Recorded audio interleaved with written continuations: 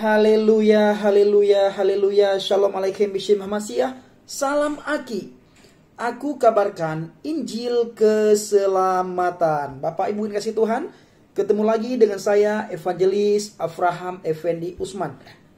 Anaknu meyukhadim.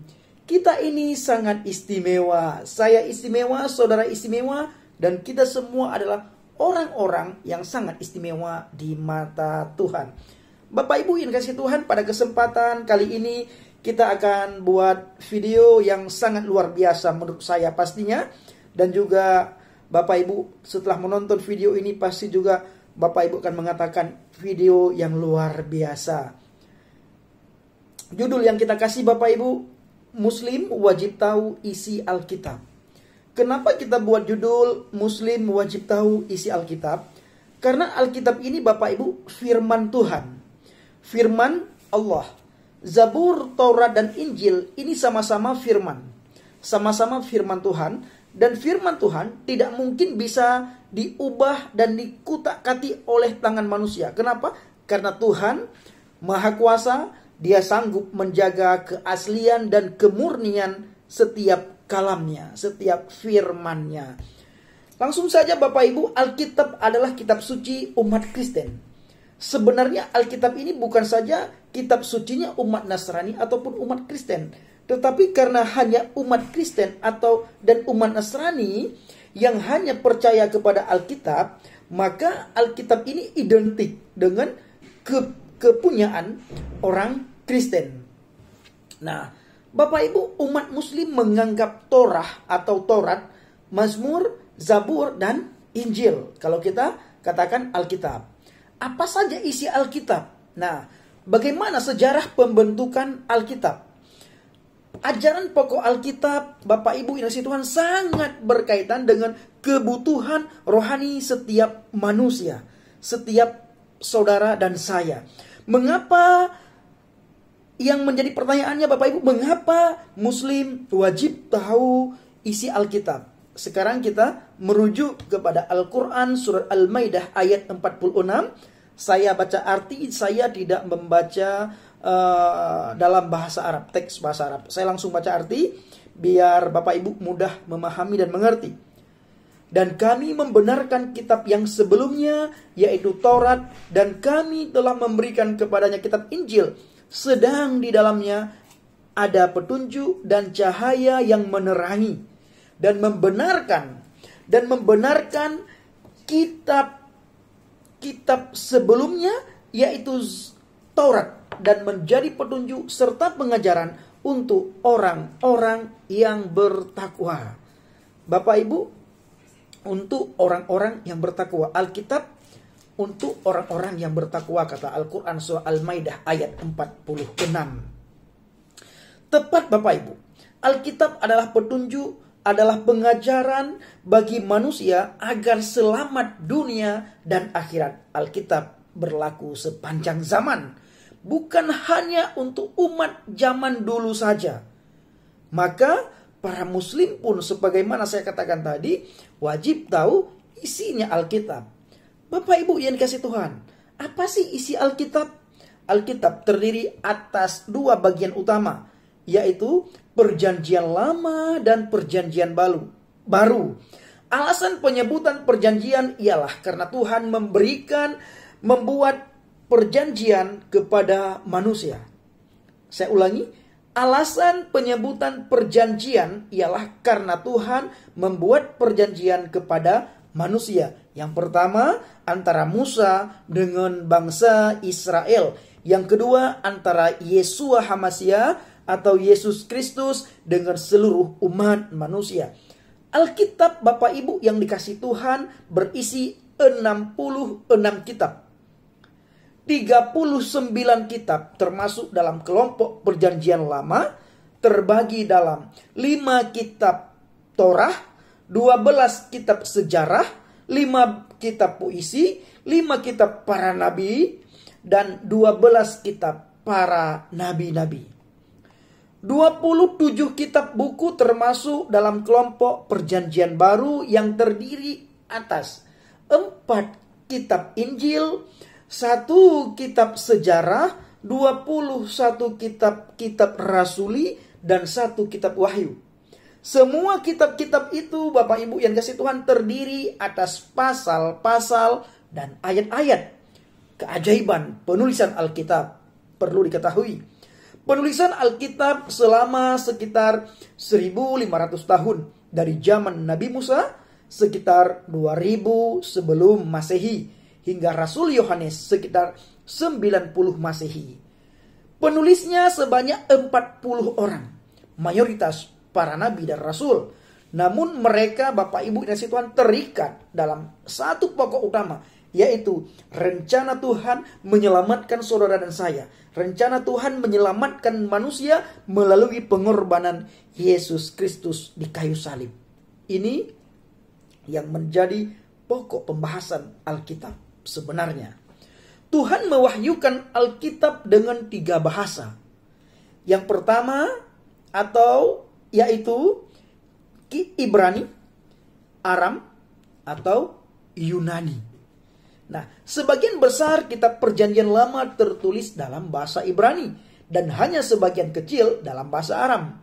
Sementara kitab Perjanjian Baru, Bapak Ibu yang kasih Tuhan, penulisannya dalam bahasa Ibrani atau sebagian besar dalam Yunani dan Latin. Ada juga sebagian mengatakan bahwa Perjanjian Baru itu adalah berbahasa Yunani. Nah, Bapak Ibu yang dikasih Tuhan, Alkitab memakai berbagai gaya bahasa, genre, antara lain narasi, puisi, perumpamaan, nubuatan, amsal, sejarah, khotbah, hukum, doa, surat, dan sebagainya. Tiap-tiap genre memiliki cara ataupun metode penafsirannya masing-masing. Ajaibnya Bapak Ibu yang dikasih Tuhan, para penulis itu dipimpin oleh Ruach HaKodes, sehingga wahyu Tuhan tidak bercampur dengan pikiran manusia. Bapak Ibu dikasih Tuhan, saya ulangi sekali lagi, ajaibnya para penulis itu dipimpin oleh Roh Tuhan, sehingga wahyu Tuhan tidak tercampur dengan pikiran manusia. Dengan kata lain, Alkitab yang ada di tangan saudara dan saya, yang ditulis oleh para nabi dan rasul, itu bukan pikirannya manusia, tetapi buah atau hasil karya dari kuasa Ruach HaKodes yang diberikan ataupun yang diilhamkan kepada para penulis, yaitu para nabi dan rasul pada masa itu. Makanya Alkitab itu tidak pernah bertentangan antara satu ayat dengan ayat yang lain. Tidak pernah bertentangan antara satu pasal dengan pasal yang lain. Kenapa? Alkitab ditulis dalam jarak yang tidak singkat, ya, dalam jarak waktu yang cukup lama, tetapi antara satu ayat, satu pasal, satu bab tidak pernah bertentangan. Kenapa tidak pernah bertentangan? Karena Alkitab ini, Bapak Ibu dikasih Tuhan, bukan karya manusia, bukan buah pemikiran manusia, tetapi karena karya Ruach HaKodes, diilhami oleh Ruach HaKodes. Bapak Ibu dikasih Tuhan, di dalam 2 Petrus 1 ayat 21, di situ ditulis, karena nubuatan tidak pernah dihasilkan, ya. Karena nubuat tidak pernah dihasilkan oleh keinginan manusia. Sebaliknya, orang-orang kudus Elohim telah mengucapkan apa yang dihasilkan oleh Ruach HaKodes. Itulah salah satu cara Tuhan, Bapak Ibu, menjaga kemurnian firman-Nya pada proses pewahyuannya. Tuhan juga menjaga kemurnian Alkitab sampai sekarang hingga selamanya. Bapak Ibu yang dikasihi Tuhan, janji Tuhan dalam kitab Perjanjian Lama, secara garis besar, kitab Perjanjian Lama memuat janji Tuhan atas bangsa Israel yang disampaikan melalui Mose ataupun Musa. Semua kitab dalam Perjanjian Lama menyinggung janji tersebut. Misalnya, sebagian Perjanjian Lama yang disebut kitab para nabi menyampaikan janji Tuhan tentang kedatangan raja yang agung dan masa depan yang indah. Sebab seorang anak telah lahir bagi kita, bagi saudara dan saya, bagi semua manusia. Seorang putra telah diberikan kepada saudara dan saya, kepada kita. Dan pemerintah ada di pundaknya, dan namanya disebut Ajaib, Penasehat, Elohim yang perkasa, Bapa yang kekal, dan Raja Damai.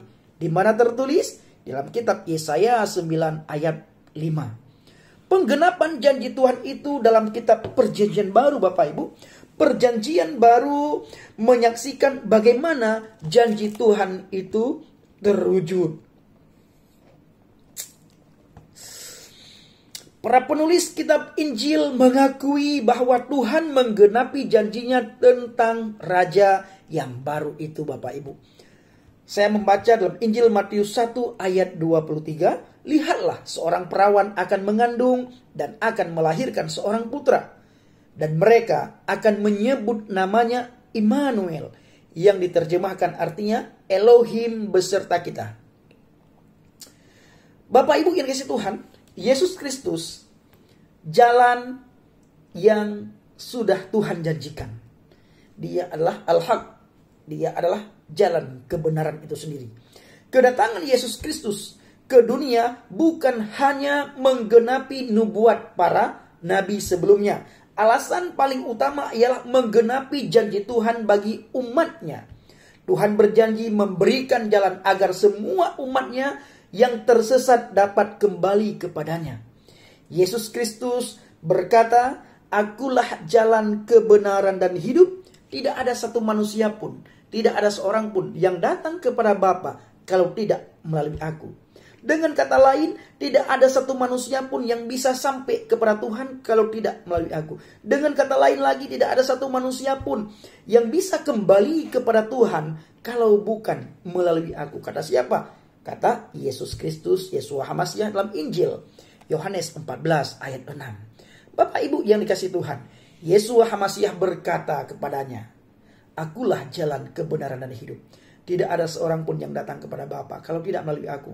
Tidak ada nabi dan rasul yang berani mengatakan seperti yang dikatakan oleh Yesus Kristus.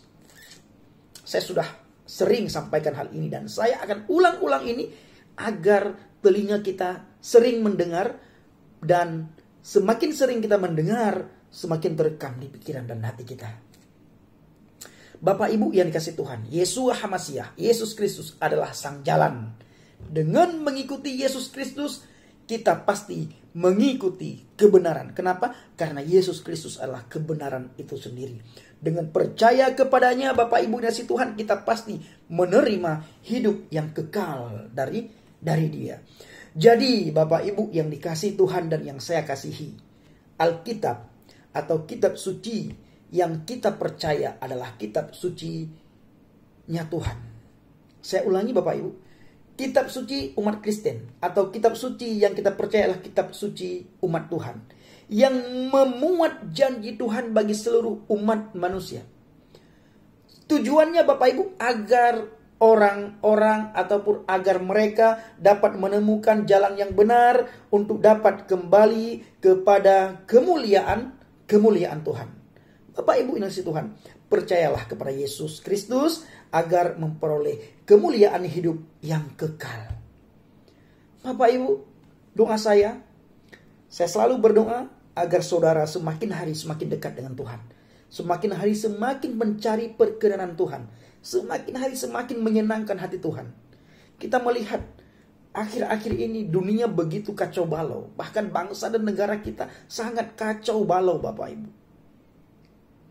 Tidak ada lagi tempat persembunyian kita selain pada Tuhan. Maka dari itu jangan lagi lambat-lambat.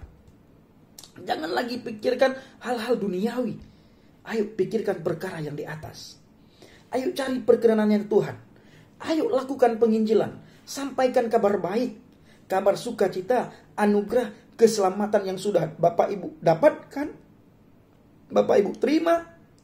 Yang diberikan secara cuma-cuma, berikan juga kepada orang lain.